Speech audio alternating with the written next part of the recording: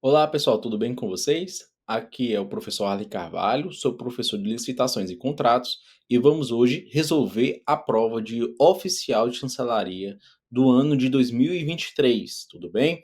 Então, muita atenção, vamos aqui observar os gabaritos, indicar os fundamentos e eventuais possibilidades de recurso, tudo bem? Como não temos tempo a perder, né, o tempo corre, o tempo urge, vamos lá para a resolução das nossas questões. Vamos lá. Primeiro lugar, pessoal, ó, questão 21. De acordo com a 14.133/2021. Então é muito importante que já foi um concurso que enfatizou de forma segura, de forma firme, a prevalência da 14.133, já deixando um pouco de lado a 8.666, tá certo? Então, muito importante que isso facilite os estudos. Então, de acordo com a Lei 14.133/2021, as condições de execução do objeto do contrato e o pagamento do pagamento deverão ser definidas. Pessoal, aqui nós estamos falando de planejamento da licitação. Isso é questão da fase preparatória, pessoal. A apresentação de proposta já saiu o edital, tá certo? Após a fase de apresentação de proposta e antes da fase de homologação, isso é lá no final da licitação, pessoal. Após a fase de homologação, também já saiu o edital. Questão relacionada a definir qual é a execução do objeto e do pagamento devem ser feitos antes de ser elaborado o edital, na fase de planejamento, tá certo? Então nós temos aí e a letra E, que é a que chega mais perto, que é na fase de divulgação do edital, nós temos aí que é algo que já é posterior. Primeiro eu faço o planejamento, verifico qual é a execução do objeto do contrato e a sua forma de pagamento, tá certo? Para depois fazer a publicação do edital. Porque eu preciso saber qual é aquela forma que atende melhor o interesse público. Não é algo tão fácil, não é algo tão automático, então tem que fazer uma análise de inúmeros cenários, tá certo? Então, aí com base no artigo 18, inciso 3, tá certo, pessoal? Então, nós temos aí a nossa questão a ser resolvida, letra B. Próxima questão, pessoal, vemos aqui a questão relacionada à nova lei de licitações e contratos, novamente 14.133, deixando de lado a 8.666, tá certo? É dispensável a licitação, ou seja, pessoal, licitação dispensável é aquela licitação que pode ocorrer, é possível a ocorrência da licitação, possível, mas ela é inconveniente, tá certo? Ela é inconveniente, ela é inoportuna. Então nós temos aí uma possibilidade de uma contratação direta por ausência de conveniência e ausência de oportunidade, tá certo? Então é dispensável a licitação para a contratação de profissional do setor artístico? Não, pessoal. Profissional do setor artístico, quando, tá certo? Quando for renomado pela mídia especializada ou quando for aclamado pela opinião popular, quando tiver presente isso, teremos a questão relacionada à inexigibilidade de licitação. E quando for um artista que não dê para enquadrar, nem ser consagrado pela mídia, nem pela opinião popular, não é caso nem de inexigibilidade, nem de dispensa. Tá certo? É caso de licitação normal. Então nós temos aí a letra A está errada. B, quando inviável a competição, errado, porque é viável. Para a contratação de serviços intelectuais, isso aqui é inexigibilidade, né? A lei de licitações traz até mesmo que temos ali os serviços predominantemente intelectuais. Nós temos aí o erro do item C. Letra D, nos casos de intervenção federal. Pessoal, todos os casos de instabilidade, como calamidade pública, intervenção federal, estado de defesa, estado de sítio, tudo isso gera uma instabilidade na gestão. E diante desses contextos de urgência, não é razoável esperar que a administração pública faça uma licitação padrão, que é demorada, que é custosa, que é cheio, né, de detalhes e burocracias. Então, no caso de intervenção federal, estado de sítio, estado de defesa, estado de emergência, nós temos ali uma dispensa, né, dispensa de licitação. E letra E, para aquisição de equipamentos de fornecedor exclusivo. Se eu vou comprar um equipamento, pessoal, que só tem um fornecedor, tem como ter disputa? Tem que ter como concorrência aqui? Não tem. Então, diante disso, como é inviável a competição, aqui é caso de inexigibilidade. Então, questão 22 aí, nós temos a letra D, uma questão com gabarito assinalado de forma correta. Vamos lá. Próxima questão. No caso, na próxima questão, temos consoante a nova lei de licitações e contratos, olha aqui, ó, 3-0 para a nova lei de licitações e contratos em relação a 8.666.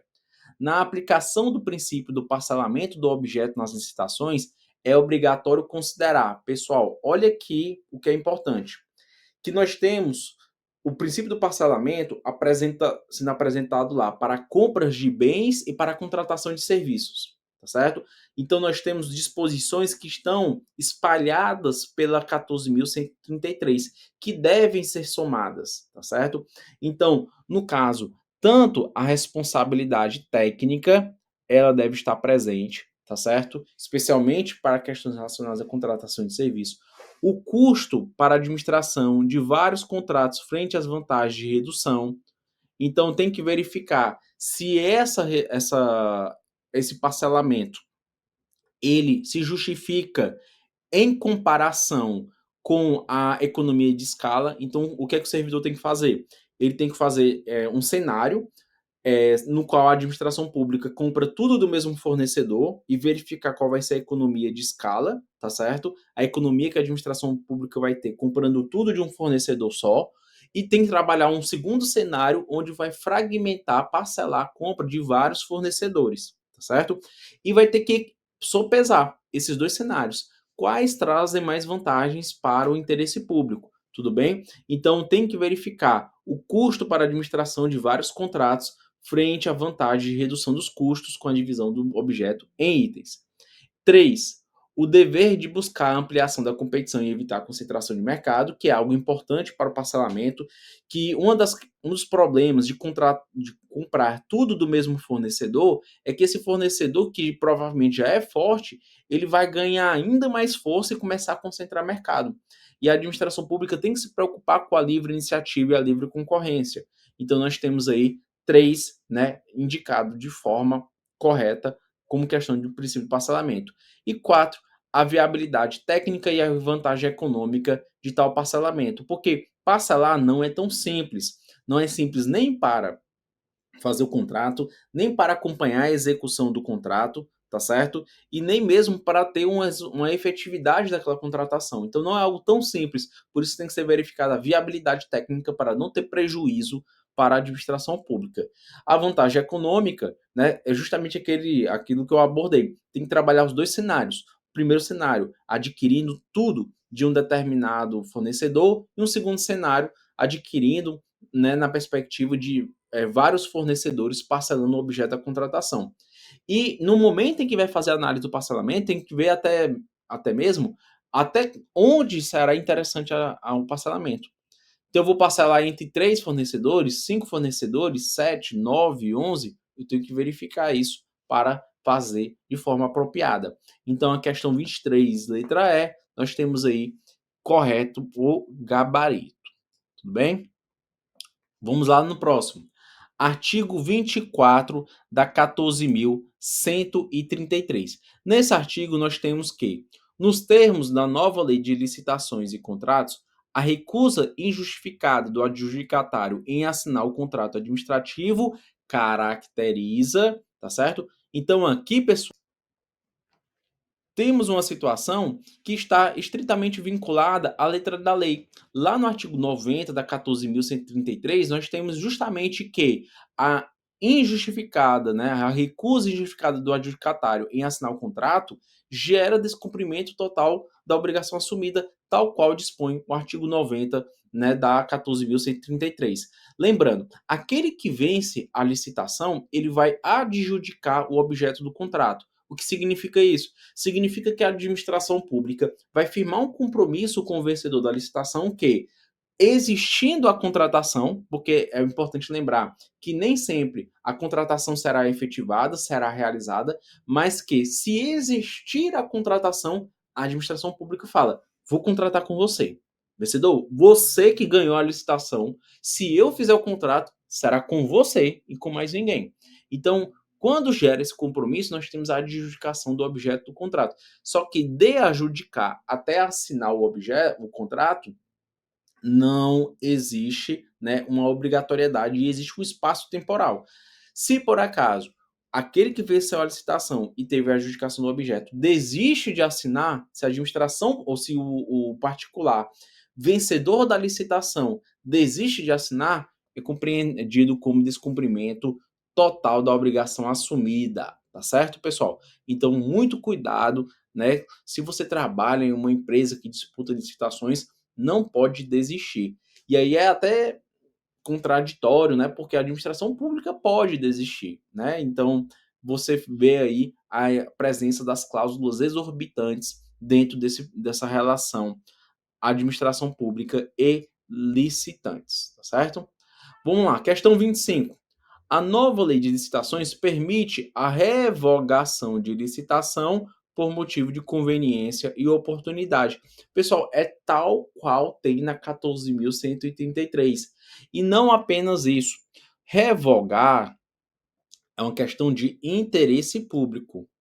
É diferente de anular. Então, quando uma licitação ela é anulada por violação às disposições regulamentares, às disposições legais. Eu tenho a anulação.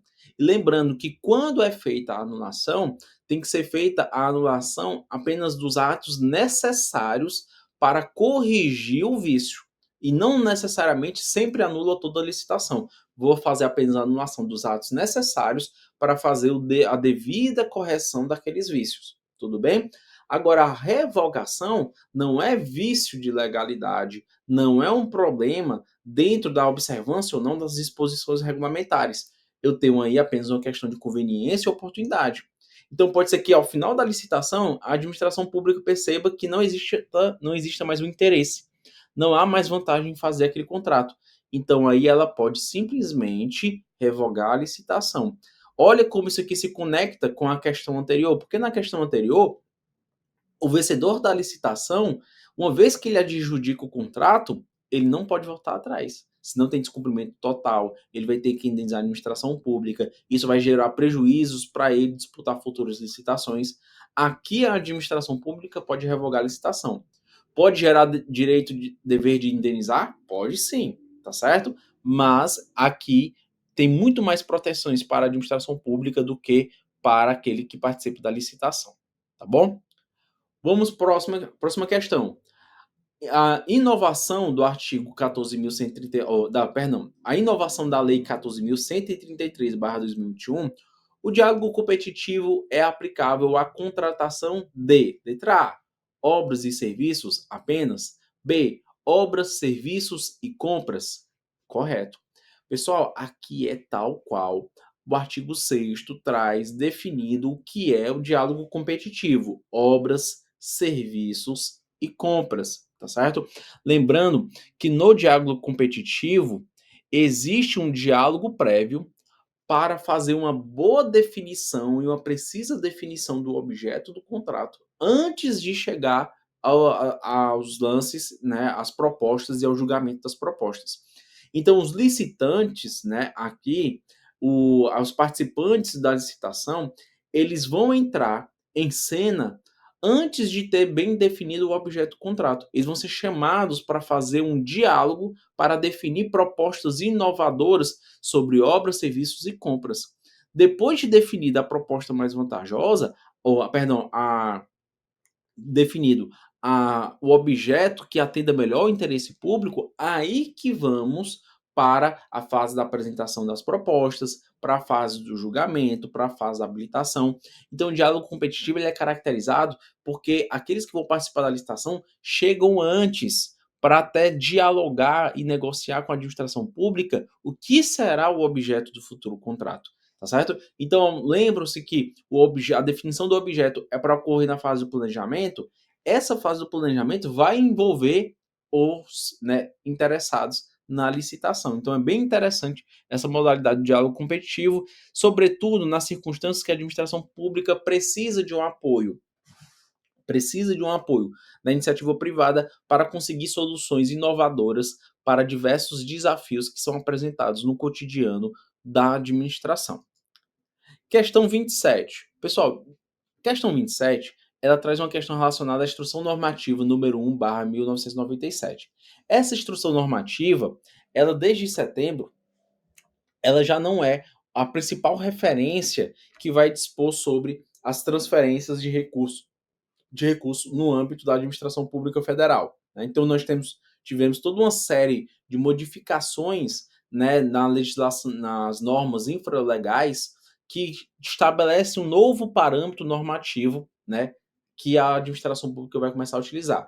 Agora, as transações, as movimentações, as transferências feitas antes de setembro de 2023 ainda são aplicadas com base na Instrução Normativa número 1/1997. Então, ela não está por todo revogada.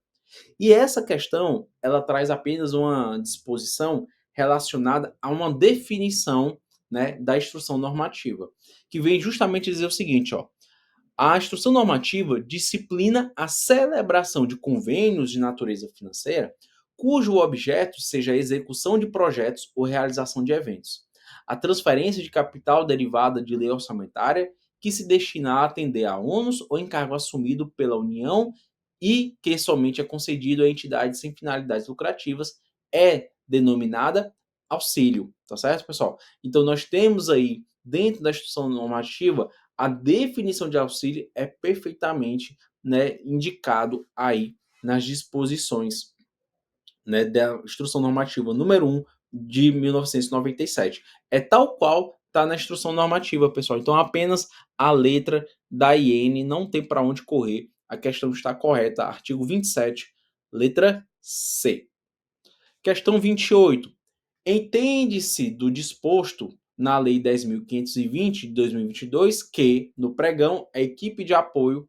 Pessoal, aqui a banca foi lá em 2002 para pegar a lei do pregão, tá certo? E eu confesso até que fiquei um pouco surpreendido porque achava que se fosse cair questões de pregão, seria mais a questão do pregão eletrônico, tá certo? Então, que já é outro referencial normativo. Mas a nossa prova de concurso, né, a prova de oficial de chancelaria, foi cobrar especificamente a 10.520, que foi a lei que criou o pregão aqui no direito brasileiro. E quando nós tratamos aqui questões relacionadas à equipe de apoio, né, é sempre lembrar que nós vamos ter o pregoeiro de um lado, junto com a equipe de apoio, tá certo? E aí, pessoal, no caso, aqui o grande dilema é entre a opção C e a opção E, tá certo? Então vamos lá. No caso, a questão 28 vai dizer o seguinte, ó: a letra C vai dizer o quê? Pode ser integrada por servidores pertencentes ao quadro permanente de órgão que não seja promotor do evento, tá certo? Pode ser. Então é algo mais permissivo, não é algo que está fechando, tá certo? Então pode ser integrado por servidores e empregados que sejam do evento promotor ou não. É o que está dispondo a 10.520. E aí, no caso, o que é que a banca trouxe? Apenas uma das dimensões. Só que ela trouxe trazendo uma possibilidade, sem fechar a porta. Esse é o problema da letra E. Porque da letra E ela fala deve ser. Então, ao falar deve ser, ela fecha, ela crava que tem que ser exatamente aquilo que a letra E dispõe. Então, deve ser integrada por servidores ocupantes do cargo efetivo, não é só servidores, podem ser empregados públicos, pertencentes ao quadro do órgão promotor do evento, tá certo? Pode ser do quadro não promotor do evento, tá certo? Então, no caso, a dificuldade da letra E é que ela deixa tudo muito fechado, né? Ela deixa tudo muito restrito. Então a letra C, ela como deixa aberta a possibilidade dos empregados públicos, deixa aberta a possibilidade, né, dos servidores do agente promotor participar, como ela deixa tudo isso aberto, ela fica mais adequada, ela expressa melhor a determinação normativa, tá certo, pessoal? Então nós temos aí a questão relacionada à questão 28. Questões relacionadas a tratamento, treinamento específico, pessoal, não tem previsão na 10.520, tá certo? Então aqui você já conseguiu eliminar A, B e D, certo? Treinamento específico fundamental, mas não tem na 10.520, tá? Próxima questão. Essa questão aqui, pessoal, ela é uma questão que poderia, né, lhe surpreender, lhe deixar nervoso, diante da referência ao decreto 11.462/2023. Aí você deve pensar, poxa, é um decreto novo, não deu tempo de ler. Pessoal, não fique nervoso, por quê? Tudo que tem aqui nessa 11.462 e que foi cobrado nessa questão, tudo que é do decreto que foi cobrado nessa questão, está na 14.133. Então, é uma questão que pode ser respondida diretamente na 14.133. Então, aqui nós temos que, quando nós temos o sistema de registro de preços, tá? É adotado o julgamento de menor preço ou maior desconto, que são os julgamentos mais simplificados, tá certo? Afasta questões relacionadas à técnica, tá certo? Então, o sistema de registro de preço afasta o maior lance, porque não é lei, não. Afasta questões relacionadas a técnicas, tá certo? Então, nós temos aí que é maior desconto ou menor preço, que são as modalidades mais simples. Então, o sistema de registro de preço ele tem como finalidade fazer algo bem abrangente. E para ser algo tão abrangente, não pode ser algo tão complexo. Tem que simplificar. Por isso que apenas os critérios mais simples entram no SRP. E aí, pessoal, quando a gente vai na Lei 14.133 e vai ver a definição do sistema de registro de preço, vamos encontrar que o processo licitatório para registro de preço deve ser realizado na modalidade pregão ou concorrência, tal como tem na definição lá do artigo 6º da 14.133. Então, aqui também está correto. Aí, 2. Quando for demonstrada a inviabilidade da adjudicação por item e evidenciada a sua vantagem técnica e econômica, poderá ser adotado o critério de julgamento de técnica e preço, pessoal. Exclui técnica e preço, porque aqui é algo mais complexo. Não é algo que vai ser compatível com a feição do sistema de registro de preço. Por isso aí, a afirmação está incorreta. Tá bom, pessoal? Vamos aqui avançar para aqui há mais uma questão que fala justamente o seguinte, questão 30. De acordo com a Lei 12.462/2011, que institui o regime diferenciado de contratações públicas, a contratação da execução de uma obra por preço certo e total é caracterizado por ser a empreitada por preço global. Pessoal, isso é exatamente o que tem na 14.133, tá certo? Então aqui vai fazer uma referência a lei, ao regime diferenciado de contratações, apenas para, né, lhe assustar, para lhe dar ali uma. Poxa, essa lei eu não dei tanta atenção a ela, mas pessoal, é tudo que tem na 14.133 aqui, tá certo? Que foi muito influenciado pelo regime diferenciado de contratação.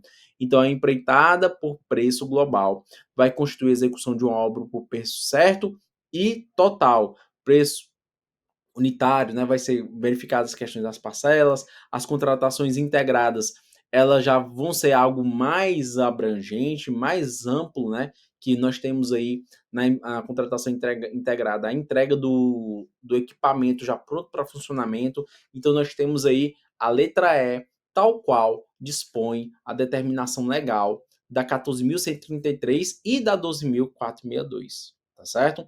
Então, aqui, questão, né? Como é que fazer uma avaliação aqui geral da nossa prova de licitações e contratos?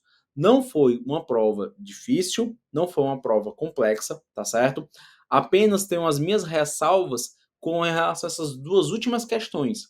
A questão que faz tanto a referência ao decreto 14.100, ao decreto 11.462 de 2023 e à lei do regime diferenciado de contratações. Por que eu tenho as minhas restrições a essas questões?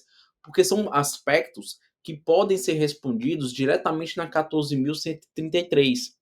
E a referência a esses decretos, a referência a essa lei mais antiga, foi apenas para lhe colocar uma pulga atrás da orelha, tá certo? Apenas para deixar o candidato ali numa insegurança na hora de responder. Mas são questões que estão dispostas na 14.133 e que a 14.133 trouxe dessas disposições regulamentares, tá certo? Então, não vislumbro aqui uma perspectiva de anulação dessa questão, tá certo? De alguma questão aqui na nossa prova de licitações e contratos. Acho que se você quiser ir atrás, né? Professor, eu tenho que ir atrás de qualquer questão que eu possa me beneficiar. Seria, no caso, a questão que fala sobre a equipe de apoio, tá certo? A equipe de apoio do pregoeiro, tá bom? Deixa eu ver se eu acho aqui a questão. A equipe de apoio, tá certo? Porque aqui, no caso, entendo que o gabarito está correto, tá certo, pessoal? Letra C, para mim, está correta.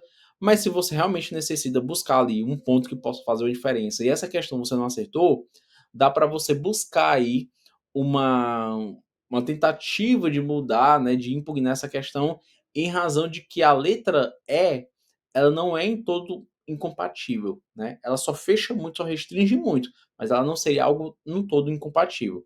Agora, apenas se você tiver uma circunstância, tá certo? Porque no mais, entendo que não vai ser definido diferente, né, de outras questões presentes, por exemplo, na lei, na prova de administração pública. Então ficamos por aqui. Agradeço a atenção de vocês. Bons estudos, boa sorte. Né? Espero que o futuro resultado seja acolhedor das pretensões de vocês. Tudo bem, pessoal? Qualquer dúvida, só mandar um e-mail, entrar em contato com as redes sociais, que ficamos à disposição para ajudar você aqui no curso BIC, que a gente, com toda atenção, com toda dedicação e carinho, vamos acompanhando você a cada passo, visando o rumo, né, tendo como rumo, finalidade, a aprovação do seu concurso de oficial de chancelaria. Tá certo, pessoal? Um grande abraço e bons estudos.